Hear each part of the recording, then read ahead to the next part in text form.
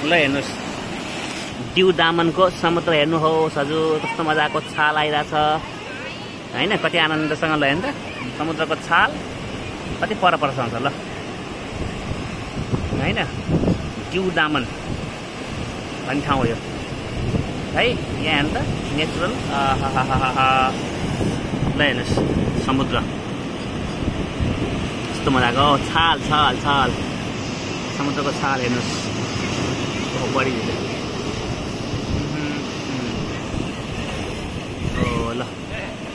ढुङ्गामा छोडेर जान्छ समुद्रले पानी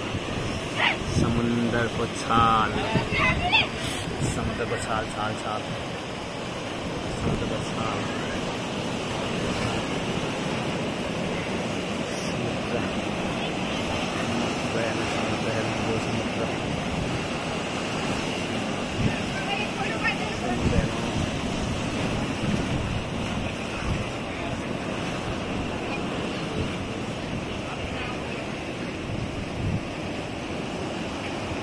बहिनी तिनीहरू कस्तो अनुभव भइरहेको छ समुद्रमा आएर यहाँ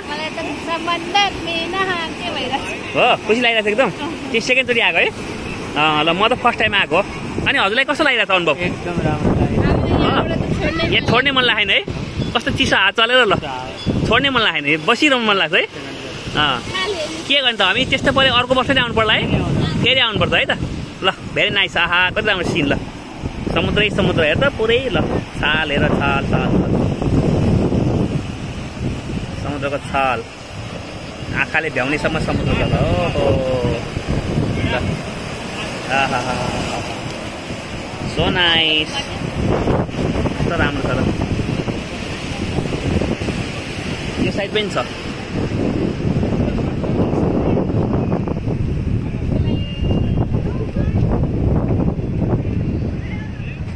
ल यता चाहिँ अलिक शान्त खालको छ उता चाहिँ अलि होइन अलि उग्र खालको छ यता चाहिँ शान्त खालको समुद्र चाहिँ धेरै छालहरू आहा ल कस्तो मजाको र चिसो चिसो हावा चलिरहेछ त्यहाँ यो चाहिँ ज्ञानीवाला समुद्र पर्यो है कति राम्रो छ ल त्यो नाइस